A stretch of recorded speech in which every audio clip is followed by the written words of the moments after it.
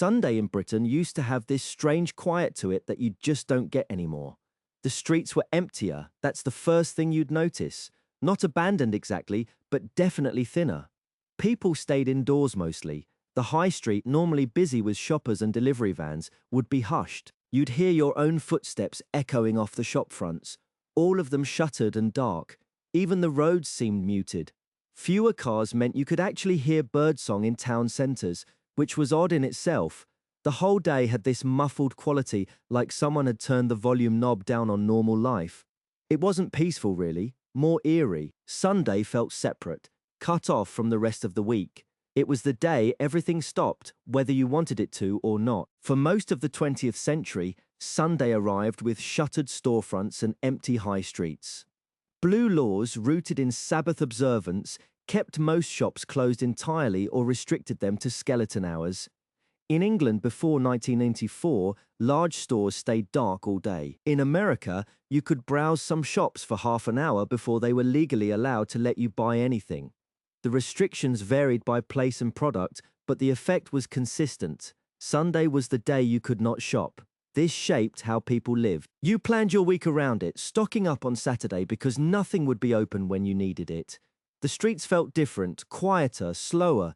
Consumer life simply paused, whether you wanted it to or not, and routines bent around that enforced stillness. They were usually family-run with the owners living above or behind the shop. Walking into one of these shops on a Sunday morning felt different. The place seemed more important because it was the only option.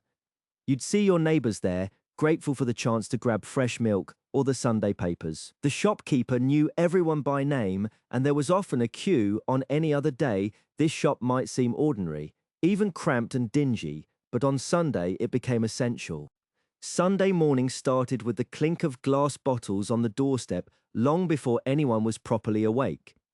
The milkman came round earlier on Sundays, sometimes before dawn, leaving pints with silver foil tops that you had to get inside before the birds pecked through. Everything had to be sorted before breakfast because the rest of the day followed its own pattern. These small tasks set the rhythm: milk in, paper collected, maybe a quick dash to the shops. It wasn't fancy, but it worked. Everyone knew their part, and Sundays rolled along just fine because of it. Sunday was the day you dressed up. Simple as that. Didn't matter if you were heading to church or just going round to your nan's for lunch, you put on your best clothes. This tradition went back centuries in Britain and most of the Western world, rooted in religious reverence, but it spread beyond that. Even families who never set foot in a church would scrub up on Sundays. You had your everyday wear and you had your Sunday wear, and you kept them separate. The moment you got home, off came the good clothes. Kids especially would be told to change straight away before they got grass stains or dirt on anything. Sunday carried a sense of occasion, a formality that marked it out from the week. You showed respect for the day itself by looking your best, whether that meant a pressed shirt, a decent dress, or polished shoes. Church bells shaped Sunday whether you went to church or not. They rang out across towns and villages in the morning, calling people to service around 9:30 or 11, then again in the evening around 6. Even if you stayed home, you heard them clearly, the sound carrying for miles in the quieter streets. Pubs stayed closed until after evening service. Shops did not open, and the whole rhythm was different from weekdays.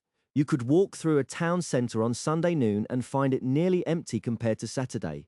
The bells marked time and reminded everyone that this day belonged to religion first. For those who did attend, the service took up a solid chunk of the morning with hymns and long sermons. The sound became part of Sunday itself for everyone. The Sunday roast became the heart of British weekends because of timing more than anything else. Back in the 1700s and 1800s, working families figured out a practical system. Before heading to church on Sunday morning, they'd stick a joint of beef or lamb in the oven with potatoes and root vegetables, set it low and leave it to cook while they were out. A few hours later when they got back, dinner was practically ready and the house smelled magnificent. Sunday was the one day off work, so it made sense to have the biggest meal then. The ritual stuck, not just because the food was good, but because it marked the end of the working week. It brought everyone to the table at the same time. The meal became a full stop on the week. You didn't just eat a roast on Sunday, you gathered for it, and that gathering mattered more than the meat itself. After a big Sunday lunch, the afternoon changed completely. Your stomach was stretched tight with roast meat, potatoes, vegetables, gravy, and probably pudding as well. Within about 30 minutes of finishing, a heavy drowsiness would settle over everyone at the table. Your eyelids felt weighted, your limbs went slack, and thinking clearly became difficult. This happened because your body diverted blood flow away from your brain and muscles straight to your digestive system to handle all that food. The work of breaking down a meal like that required serious energy. Most families just accepted it and slowed right down. Adults might doze in chairs. Children sprawled on the floor. The whole house went quiet for an hour or two. It wasn't really sleep, more like a thick, comfortable fog where moving felt like too much effort. By mid-afternoon, the grogginess would lift as digestion progressed, but for that window after lunch, you were essentially knocked out by your own meal. You wake up on Sunday morning in Germany and realize you need bread. The bakery might be open for 2 hours if you're lucky, usually until 11. After that, the high street goes silent, supermarkets are locked, chemists display a handwritten rota showing which one across town handles emergencies, even the corner shop has its shutters down. You can walk the entire main road without passing a single person carrying shopping bags. If you forgot milk on Saturday, you're drinking tea black or making the trip to the Hauptbahnhof where the station shop charges tourist prices. The quiet feels strange at first, no traffic, no lorries blocking pavements, no crowds. It's peaceful in a way you didn't expect, but limiting if you actually needed something you either planned ahead or you didn't. The real test began around 3 o'clock, when lunch was finished and you had hours stretching ahead with nothing to fill them. The pubs shut at 3, all the shops were closed, and if you had a TV there, were 4 channels offering Antiques Roadshow, Songs of Praise, or a 0-0 football match on ITV. The phone didn't ring because nobody called anyone on a Sunday, and you couldn't pop out for anything because nowhere was open. Some people tried reading the Sunday papers again, even though they'd been through them twice. Others attempted a nap, but ended up staring at the ceiling, listening to the clock tick. Kids sprawled on the carpet with nothing to do. The hands barely moved. It was that peculiar suspension between lunch and tea time when the day felt like it might never end, and Monday seemed impossibly far away. There's something about Sunday rain that hits different to any other day. The drizzle starts sometime after breakfast and settles in for hours without much drama. You get condensation on the inside of windows first, small beads that merge and run down the glass in crooked lines. Outside, everything looks washed out. The sky sits low and grey without definition between clouds. Colours become muted, garden hedges turn bluish, red brick goes darker, almost brown. Inside the house goes quiet in a way it doesn't on other days. Even normal sounds, a kettle clicking off, footsteps upstairs, seem softer. Street lights come on early around 3:30 or 4, and their orange glow reflects off wet pavement in long streaks. Rain on glass creates this gentle tapping that becomes white noise after a while. Sunday television became something people could count on, a ritual that shaped the entire day. For decades, families knew exactly what they'd be watching and when. The Ed Sullivan Show ran from 8 to 9 every Sunday night starting in 1949, a shared national experience that lasted over 20 years. Bonanza owned Sunday nights through most of the 1960s, consistently one of the top 4 shows on television. Later came the Sunday night movie, usually a big Hollywood film that drew massive audiences. These shows gave Sunday structure, a series of checkpoints that carried you from afternoon into evening. By the time The Sopranos arrived in 1999, Sunday had become the most watched night of the week, with an average of 125 million Americans turning on their televisions. The programming helped soften that empty feeling as the weekend ended, giving you something familiar to hold on to before Monday arrived. There was a particular sensation on Sunday evenings. You would be sitting there and suddenly you would hear it. A theme tune, Last of the Summer Wine or Heartbeat, melodies that hit differently on a Sunday. They were not unpleasant, but they became loaded with meaning, the sound of time running out, of Monday approaching. Television became a countdown. The Antiques Roadshow theme was particularly brutal, someone valuing a ceramic jug at £70 while your stomach dropped. Even comforting programs amplified the dread because it was about what they represented. The brain started associating specific music with specific emotions. You would hear those opening notes and your mood would shift automatically. Theme tunes became emotional triggers, adjusting your state whether you wanted them to or not. Bath night in most households fell on Sunday evening, usually sometime after dinner, but before bedtime properly started. This wasn't about luxury or relaxation in the way modern spa culture might suggest. It was purely practical. You got cleaned up for the week ahead. Hair got washed, bodies got scrubbed, nails got trimmed if they needed it. The whole process took maybe 20 to 30 minutes depending on how thorough your parents were being. Kids often went first while the water was still clean, then parents would follow after.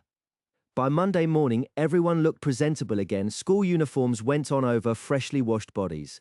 Work clothes felt better when you weren't carrying the weekend's grime underneath them. The bath marked a clear line between weekend freedom and weekday responsibility. Once you'd had your Sunday bath, the weekend was officially over. Sunday night was when school became real again. You'd lay out the uniform on a chair or bed, checking it was clean and the right size. Shoes got found, maybe polished if scuffed. School bags got emptied of last week's rubbish, then repacked with books, pencil case, sports kit if needed. Homework got checked to make sure everything was actually finished and not just claimed to be done. Some families did this after dinner, others before bed, but the timing mattered less than the ritual itself. These tasks made Monday morning feel immediate and unavoidable. The weekend was officially ending. You could feel it in the house, this shift from relaxed to organized, from free time to structure. It was grim if you were a kid, knowing your alarm was about to matter again. The dread usually started around 6 in the evening on Sunday. You would be fine all weekend, and then you noticed the light changing. That is when it began. A small knot formed in your stomach, just a quiet awareness that tomorrow is Monday and school is waiting. By 7:30, the feeling had grown heavier, unfinished homework, the test you had not studied enough for, the social dynamics waiting in the cafeteria. Your body remembered the alarm clock, the rush of Monday mornings, sitting in class while still tired. The closer bedtime came, the harder it became to focus on anything else. Some children tried staying up later, as if that might delay Monday itself. The anxiety built regardless, turning Sunday evenings into hours of low-level dread that followed you right into troubled sleep. After a proper Sunday roast at midday, nobody wanted another heavy meal come evening. That's where early tea came in, usually served around 5 or 6 o'clock. This wasn't the fancy afternoon tea with sandwiches served in the drawing room. It was a simple, practical meal meant to tide everyone over until bedtime. Typically, you'd have cold cuts left over from lunch, some bread and butter, perhaps a bit of cheese, and a pot of strong tea. Some families served tinned salmon or sardines on toast, maybe a boiled egg. Everything was laid out on the kitchen table, nothing elaborate, and people helped themselves. The whole affair was deliberately light because the real eating had already happened at lunch. This was just enough to take the edge off evening hunger. Sundays had this gravitational pull that kept families in orbit around the home. You didn't go anywhere, you just stayed put. Someone cooked a meal that filled the house with smells by mid-afternoon. Maybe relatives showed up without calling first. Maybe you sat in the same room reading or watching telly. The point is you were there together, and that mattered more than you realized. Arguments happened. Someone got irritated about whose turn it was to clear the table, but even the bickering was part of it because nobody left afterward.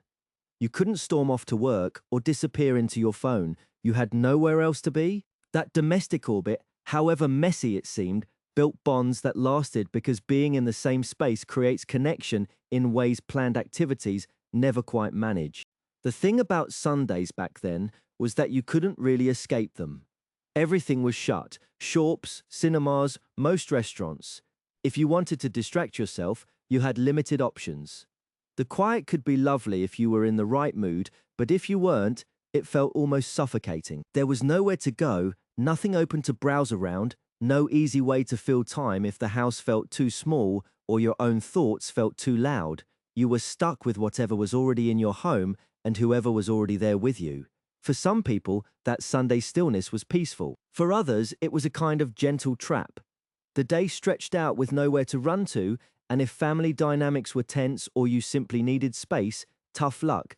Sunday kept you exactly where you were, whether you liked it or not. Sunday in Britain, before constant shopping, had a texture you could taste. Roast dinners from midday, church bells over empty streets, match of the day through living room walls. Everything moved slowly because there was nowhere to go. The butcher was shut, the corner shop was shut, your mate was at their nan's. Everyone did roughly the same thing at the same time, creating permission to be bored. You could stare out windows without guilt, feel time actually passing. The melancholy arrived around tea time, that slow fade from afternoon into evening when Monday started looming, homework anxiety, mixing with the smell of ironing and the particular dread of Sunday night. But even that dread comforted because it was shared and familiar. Sundays left vivid memories because they engaged every sense and repeated every 7 days for decades, collective time that felt both comforting and sad and belonged to everyone and no one.